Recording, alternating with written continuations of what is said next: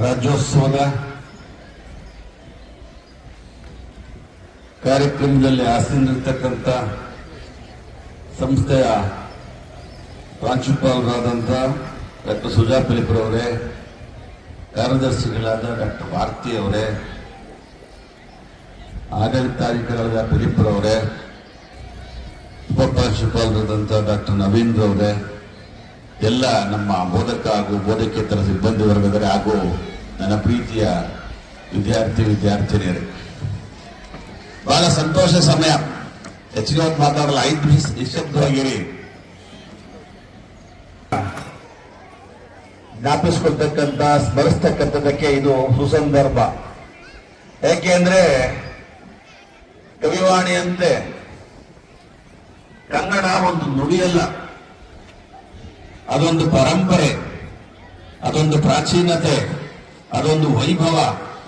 ಅದನ್ನ ಸ್ಮರಿಸೋದಕ್ಕೆ, ಆಚರಿಸೋದಕ್ಕೆ, ವೈಭವಿಸೋದಕ್ಕೆ ಹಾಗೂ ನಮ್ಮಲ್ಲಿರ್ತಕ್ಕಂಥ ಕನ್ನಡಾಭಿಮಾನವನ್ನ ಮತ್ತೊಮ್ಮೆ ಬೆಳೆದೆಬ್ಬಿಸೋದಕ್ಕೆ ಈ ಒಂದು ಅರ್ಥಪೂರ್ಣ ಕಾರ್ಯಕ್ರಮವನ್ನು ಹಮ್ಮಿಕೊಂಡಿದೆ ಅಂತ ಅನ್ಕೊಂಡಿದ್ದೇನೆ. ಪ್ರಪ್ರಥಮವಾಗಿ ಎಲ್ರಿಗೂ ಕೂಡ 70ನೇ ಕನ್ನಡ ರಾಜ್ಯೋತ್ಸವದ ಶುಭಾಶಯಗಳನ್ನ ಹೇಳೋದಕ್ಕೆ ಇಷ್ಟಪಡ್ತಾ ಇದ್ದೀನಿ. ಎಲ್ರಿಗೂ ಕೂಡ ಕನ್ನಡ ರಾಜ್ಯ ಅರ್ಥಪೂರ್ಣವಾದಂತ, ವೈಭವವಾದಂತ, ಅಪಾರ ಶಕ್ತಿಶಾಲಿಯಾದಂತ, ಅಪರಿಮಿತ ಸಾಹಿತ್ಯವನ್ನು ಇಟ್ಕೊಂಡಿರ್ತಕ್ಕಂಥ ಒಂದು ಭಾಷೆ ಈ ಭೂಮಿಯ ಮೇಲೆ. ಭಾಷಾ ತಜ್ಞರು ಹೇಳೋ ಹಾಗೆ ಈ ಪ್ರಪಂಚದಲ್ಲಿ ಸುಮಾರು 7,000 ಭಾಷೆಗಳಿದ್ದಾವೆ. ಅದರಲ್ಲಿ ಬಹಳ ಪ್ರಭಾವಶಾಲಿಯಾದಂತ, ಅರ್ಥಪೂರ್ಣವಾದಂತ, ತಾರ್ಕಿಕವಾದಂತ, ಲಿಪಿಗಳ ಸೌಂದರ್ಯ ಇರತಕ್ಕಂತ 30 ಭಾಷೆಗಳನ್ನ ಪಟ್ಟಿ ಮಾಡಿದ್ರೆ ಅದರಲ್ಲಿ ಕನ್ನಡವೂ ಒಂದಿದೆ ಅನ್ನೋದು ನಾವೆಲ್ಲರೂ ಕೂಡ ಕನ್ನಡಿಗರಾಗಿ ಹೆಮ್ಮೆ ಪಡಬೇಕಾದಂತ ವಿಷಯ. ಚಪ್ಪಾಳೆ ಹೊಡಿಬಹುದು. ಯಾಕೆಂದ್ರೆ ನಾವು ಕನ್ನಡಿಗರು ಅಂತ ನಾವು ಯಾವಾಗಲೂ ಕೂಡ ಹೆಮ್ಮೆ ಪಡಬೇಕು. ಅವಾಗಲೇ ಕನ್ನಡ ಭಾಷೆ ಬೆಳೆಯೋದು, ಕನ್ನಡ ಭಾಷೆ ಉಳಿಯೋದು. ಅಭಿಮಾನದ ಶೂನ್ಯತೆ ನಮ್ಮನ್ನು ಅಧೋಗತಿಗೆ ತಗೊಂಡು ಹೋಗುತ್ತೆ. ಯಾಕೆಂದ್ರೆ ಕನ್ನಡ ನಾಡು ರಚನೆ ಇವತ್ತು ನವೆಂಬರ್ 1, 70 ವರ್ಷಗಳ ಹಿಂದೆ 1956ರಲ್ಲಿ ಹರಿದು ಹಂಚಿ ಹೋಗಿದ್ದಂತ ಕನ್ನಡ ನಾಡನ್ನ ಒಗ್ಗೂಡಿಸಿದ್ರು. ಆಲೂರು ವೆಂಕಟರಾವ್ ಸೇರಿದಂತೆ ಬಹಳಷ್ಟು ಜನ ಹೋರಾಟ, ಸುಮಾರು ಶತಮಾನದ ಹೋರಾಟದ ನಂತರ ಕನ್ನಡ ನಾಡು ಒಂದಾಯಿತು. ಒಂದಾಗುವಾಗಲೂ ಕೂಡ ಕೆಲವು ಭಾಗವನ್ನು ನಾವು ಕಳ್ಕೊಂಡು, ಕಾಸರಗೋಡು, ನಾನು ಮೊನ್ನೆ ಹೋದ ವರ್ಷ ಹೋಗಿದ್ದೆ, ಇವೆಲ್ಲ 70 ಭಾಗ ಕನ್ನಡ ಬೋರ್ಡ್ಗಳಿದೆ. ಜನ ಕನ್ನಡನೇ ಮಾತಾಡ್ತಾರೆ. ಅದು ನಮ್ಮ ಕರ್ನಾಟಕದಲ್ಲಿ ಕಳ್ಕೊಂಡು ಹೋರಾಟಗಳು ಇನ್ನೂ ಆಗ್ಬೇಕಾಗಿತ್ತು ಅವಾಗ.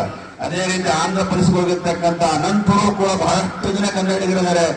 ಹಂಚುವಾಗ ಕೆಲವು ಭಾಗವನ್ನು ಕಳ್ಕೊಂಡು, ಆದರೂ ಕೂಡ ಕನ್ನಡ ಇವತ್ತು ಸುಮಾರು 6ನೇ ದೊಡ್ಡ ರಾಜ್ಯ ಭಾರತದಲ್ಲಿ ಅನ್ನೋದು ಕೂಡ ನಮ್ಮಲ್ಲಿ. ಹಾಗೂ ಕನ್ನಡ ಭಾಷೆ ವಿಶ್ವದಲ್ಲಿ ಮಾತಾಡ್ತಕ್ಕಂಥವರಲ್ಲಿ 30ನೇ ಸ್ಥಾನದಲ್ಲಿ. ಸಾವಿರಾರು ಭಾಷೆಗಳಲ್ಲಿ ಅತಿ ಹೆಚ್ಚು ಭಾಷೆ ಮಾತಾಡಲು ಕನ್ನಡ 30ನೇ ಸ್ಥಾನದ್ದು ಕೂಡ ನಾವೆಲ್ಲರೂ ಕೂಡ ಹೆಮ್ಮೆ ಪಡಬೇಕಾದ ಸಂಗತಿ. ಹಾಗೆ ಕನ್ನಡದ ಭಾಷೆಯ ಅತ್ಯುನ್ನತ ಪ್ರಶಸ್ತಿ ಜ್ಞಾನಪೀಠ ಪ್ರಶಸ್ತಿ ತಮಗೆಲ್ಲ ಗೊತ್ತಿದೆ. ಈಗ ತೆಲುಗುನಲ್ಲಿ 3 ಜ್ಞಾನಪೀಠ ಪ್ರಶಸ್ತಿಗಳು ಬಂದ್ರೆ, ಮಲಯಾಳಂನಲ್ಲಿ 4, ತಮಿಳಿನಲ್ಲಿ 2, ರಾಷ್ಟ್ರ ಭಾಷೆ ಹಿಂದಿಯಲ್ಲೇ ಕೂಡ 5 ಜ್ಞಾನಪೀಠ ಬಂದ್ರೆ, ಕನ್ನಡದಲ್ಲಿ 8 ಜ್ಞಾನಪೀಠ ಪ್ರಶಸ್ತಿಯನ್ನು ಪಡೆದಿರೋದು ಕನ್ನಡ ಭಾಷೆಯ, ಕನ್ನಡ ನಾಡಿನ ಹಿರಿಮೆಗೆ ನಾಂದಿಯಾಗಿದೆ. ಅದಕ್ಕೆ ಮುಗುಟವಿಟ್ಟಂತೆ ಒಬ್ಬ ಜ್ಞಾನಪೀಠ ಪ್ರಶಸ್ತಿ ಪುರಸ್ಕೃತರು ಡಾಕ್ಟರ್ ಚಂದ್ರಶೇಖರ್ ಕಬ್ಬಾರ್ ಅವರು ಬಂದು ನಮ್ಮ ಕ್ಯಾಂಪಸ್ ನಲ್ಲಿ ಓಡಾಡಿ ತಮ್ಮನ್ನೆಲ್ಲ ಉದ್ದೇಶಿಸಿ ಮಾತಾಡಿ ಬಂದಿರ್ತಕ್ಕಂಥದ್ದು ಕೂಡ ಜ್ಞಾನಸಾಗರ ಸಂಸ್ಥೆಯ ಹಿರಿಮೆ ಹಾಗೂ ಕನ್ನಡಕ್ಕೆ ಸಂಸ್ಥೆ ಕೊಡ್ತಾ ಇರ್ತಕ್ಕಂಥ ಒತ್ತು. ನಾನು ಬಹಳಷ್ಟು ಸಂದರ್ಭದಲ್ಲಿ ಹೇಳ್ತಾ ಇರ್ತೀನಿ, ಇಂಗ್ಲಿಷ್ ಶಾಲೆಗಳಲ್ಲಿ ಇಂಗ್ಲಿಷ್ ಕಲಿತಿರ್ತೀರಾ, ಆದ್ರೆ ಕನ್ನಡ ಭಾಷೆಗೆ ತಕ್ಕಂತ ಪ್ರಾಚುರ್ಯವನ್ನು ಕೊಡಬೇಕು. ಅದಕ್ಕೆ ನಾವು ಯಾವಾಗಲೂ ಕೂಡ ಹಿಂದೆ ಬಿಟ್ಟಿಲ್ಲ. ಸಂಸ್ಥೆ ಯಾವತ್ತೂ ಕೂಡ ಕನ್ನಡವನ್ನ ಎತ್ತು ಆ ಒಂದು ಪ್ರಾಮುಖ್ಯತೆಯನ್ನ ಕೊಟ್ಕೊಂಡ ಬಂದು. ಯಾಕೆಂದ್ರೆ ಕನ್ನಡ ಸಾಹಿತ್ಯದಲ್ಲಿ ಇರ್ತಕ್ಕಂಥ ಒಂದು ಅಪರಿಮಿತ ಒಂದು ಶ್ರೀಮಂತಿಕೆ ಇತರ ಭಾಷೆಗಳಲ್ಲಿ ಇಲ್ಲ. 10ನೇ ಶತಮಾನದ ಪಂಪ, ಹರಿಹರ, ರಾಘವೇಂದ್ರ, ಕುಮಾರವ್ಯಾಸರಿಂದ ಹರಿದು ಬಂದು 20ನೇ ಶತಮಾನದ ಕುವೆಂಪು, ಬೇಂದ್ರೆ, ಡಿ.ವಿ.ಜಿ ಅವರ ತನಕ ತುಂಬಾ ಅಪಾರವಾದ ಜ್ಞಾನವನ್ನ, ಸಾಹಿತ್ಯವನ್ನ ತುಂಬಿ ಹೋಗಿದ್ದಾರೆ. ಅದಕ್ಕೋಸ್ಕರ ನಾವು ಕನ್ನಡವನ್ನ ಅಚ್ಚುಕಟ್ಟಾಗಿ ಕಲಿಬೇಕು. ಯಾಕಂದ್ರೆ ಮುಂದೊಂದು ದಿನ ನಾವು ಕನ್ನಡವನ್ನು ಅರಗಿಸ್ಕೊಳ್ಬೇಕಾಗ್ತದೆ.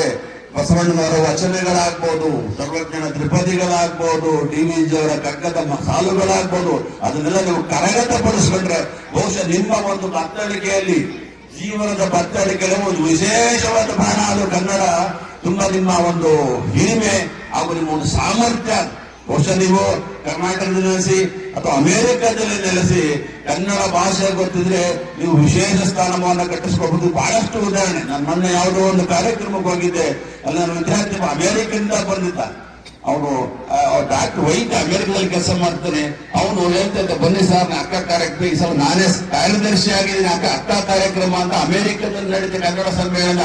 ಅಮೆರಿಕದಲ್ಲೂ ಕೂಡ 16 ಲಕ್ಷ ಕನ್ನಡಿಗರಿದ್ದಾರೆ. ಪ್ರತಿ ವರ್ಷ ಅವರು ಸಮ್ಮೇಳನವನ್ನು ಮಾಡ್ತಾರೆ. ಅಂದ್ರೆ ಅಷ್ಟು ಎಲ್ಲಾದರವರು ಎಂಥಾದರೂ ಇರೋ ಎಂದೆಂದು ಕನ್ನಡವಾಗಿರೋದು ನಾನು ಅವಾಗ ಜ್ಞಾಪಕ ಮಾಡ್ಕೊಂಡೆ.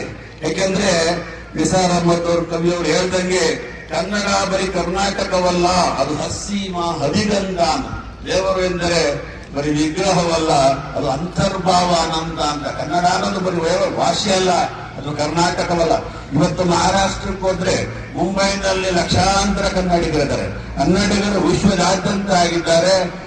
ಅಲ್ಲಿ ಕನ್ನಡ ನಿಜವಾಗ್ಲೂ ಅದರಿಂದಲೇ ಕೂಡ ಈ ಸಲ ಕನ್ನಡ ರಾಜ್ಯೋತ್ಸವ ಪ್ರಶಸ್ತಿ ಹೊರನಾಡ ಕನ್ನಡಿಗರು ಅಂತ ಅವ್ರಿಗೂ ಕೂಡ ಒಂದು ಸ್ಥಾನಮಾನ ಕೊಟ್ಟು ಕನ್ನಡ ರಾಜ್ಯೋತ್ಸವವನ್ನ ಪ್ರಶಸ್ತಿ ಕೊಡ್ತಾ ಇರೋದು ಸ್ವಾಗತ ಅನ್ನೋ ಮಾತನ್ನ ಹೇಳ್ತಾ, ಕನ್ನಡ ಸಾಹಿತ್ಯದಲ್ಲಿ ಬಹುಶಃ ನೀವು ಇಂಗ್ಲಿಷ್ ವಿದ್ಯಾರ್ಥಿಗಳು ಆಗಿದ್ರೂ ಕೂಡ ನಿಮಗೆ ಬಿಡು ಸಿಕ್ತಾಗ ಅಥವಾ ರಜೆಗಳಲ್ಲಿ ಅಥವಾ ಮುಗಿದ ಮೇಲೆ ಕನ್ನಡವನ್ನು ಓದೋದನ್ನ, ಕನ್ನಡ ಪಠ್ಯಪುಸ್ತಕ ಅಷ್ಟೇ ಅಲ್ಲ, ಕನ್ನಡ ಸಾಹಿತ್ಯ ಕಾದಂಬರಿಗಳಾಗ್ಬೋದು, ಕವಿತೆಗಳಾಗ್ಬೋದು, ಅಥವಾ ಸರ್ವಜ್ಞರ ತ್ರಿಪದಿಗಳಾಗ್ಬೋದು, ಕುವೆಂಪು ಅವರ ಕವಿತೆಗಳಾಗ್ಬೋದು, ಶಿವರುದ್ರವರ ಕವನಗಳಾಗ್ಬೋದು, ಓದಿದ್ರೆ ನಿಮ್ಮ ಜ್ಞಾನ ಜೀವನದಲ್ಲಿ ನೀವು ಇಟ್ಟುಕೊಳ್ಳೋ ದೃಷ್ಟಿಕೋನನೇ ಬದಲಾವಣೆ ಆಗುತ್ತೆ. ಯಾಕೆಂದ್ರೆ ಜೀವನ ಅಂದ್ರೆ ಎಲ್ಲ ಯಾವುದೋ ಒಂದು ಉದ್ಯೋಗ ಮಾಡೋದು, ಒಂದು ಡಾಕ್ಟರ್ ಕೆಲಸ ಮಾಡೋದು, ಅಥವಾ ಒಂದು ಲೆಕ್ಚರರ್ ಕೆಲಸ ಮಾಡೋದು, ಅಥವಾ ಒಂದು ಜಡ್ಜ್ ಆಗೋದು ಅಂತಲ್ಲ.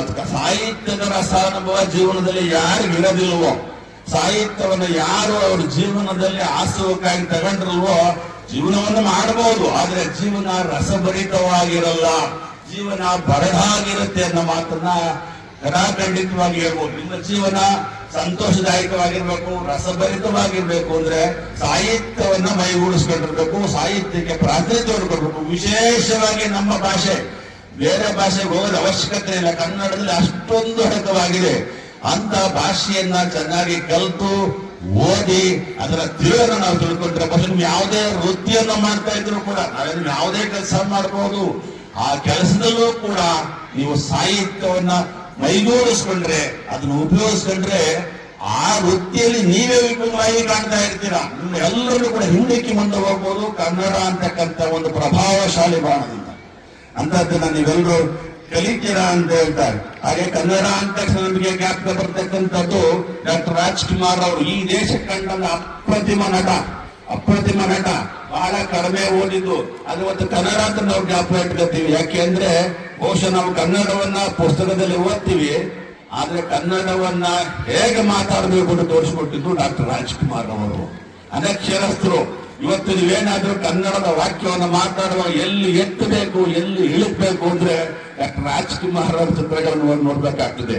ಅಂತ ಒಂದು ಅಪರಿಮಿತ ನಟನನ್ನ ಈ ಒಂದು ದೇಶಕ್ಕೆ ಕೊಟ್ಟಂತ ನಾಡು ಕನ್ನಡ ನಾಡು. ಸರ್ ಎಂ ವಿಶ್ವೇಶ್ವರಯ್ಯ ಕೊಟ್ಟಂತ ನಾಡು ಕನ್ನಡ ನಾಡು. ಬಹಳಷ್ಟು ಜನ ಯೋಧರನ್ನ, ಸೈನಿಕರನ್ನ, ದೇಶ ರಕ್ಷಕರನ್ನ ಕೊಟ್ಟಂತ ನಾಡು ಕನ್ನಡ ನಾಡು. ಹಾಗೆ ರಾಜ ಪರಂಪರೆ, ದೊಡ್ಡ ಪರಂಪರೆ, ಅಪ್ರತಿಮ ರಾಜರು, ಶೂರರು, ಧೀರರು, ಜ್ಞಾನಿಗಳು ಹಾಗೂ ನ್ಯಾಯವಾದಂತ ರಾಜರನ್ನ ಆಳಿದಂತ ನಾಡು. ಕೃಷ್ಣದೇವರಾಯ ಆಗ್ಬೋದು, ಇಮ್ಮಡಿ ಪುಲಿಕೇಶಿ ಆಗ್ಬೋದು, ಹಾಗೆ ರಾಜರ ಪರಂಪರೆಯೇ ಕೂಡ ಕನ್ನಡ ನಾಡಲ್ಲಿದೆ. ಅಂತ ಒಂದು ವೈಭವವನ್ನ, ಗತಕಾಲವನ್ನ ಹೊಂದಿದಂತ ನಾಡು. ಅಂತ ನಾಡಿನಲ್ಲಿ ನಾವು ಹುಟ್ಟಿದೀವಿ. ಅಂತ ಭಾಷೆ, ನಮ್ಮ ಮಾತೃಭಾಷೆಯನ್ನ ಹೆಮ್ಮೆ ನಮ್ಮೆಲ್ಲರೂ ಕೂಡ ಯಾವತ್ತೂ ಇರಬೇಕು ಅನ್ನೋ ಮಾತನ್ನ ಹೇಳ್ತಾ, ಸಿರಿಗನ್ನಡಂ ಗೆಲ್ಗೆ ಎಲ್ಲರಿಗೂ ಕೂಡ ಮತ್ತೊಮ್ಮೆ ಕನ್ನಡ ರಾಜ್ಯೋತ್ಸವದ ಶುಭಾಶಯ ಹೇಳ್ತಾ, ಸಿರಿಗನ್ನಡಂ ಗೆಲ್ಗೆ, ಸಿರಿಗನ್ನಡಂ ಗಾಳ್ಗೆ. ಯಾಕೆಂದ್ರೆ ಕನ್ನಡ ಇವತ್ತು ಕನ್ನಡ ನಾಡಿನಲ್ಲಿ ಕನ್ನಡ ಮಾತಾಡಿ ಅಂತ ಕನ್ನಡ ಮಾತಾಡಿ ಅಂತ ಕೇಳ್ಕೊಳ್ಳೋ ಸಂದರ್ಭ ಬಂದ್ಬಿಟ್ಟಿದೆ.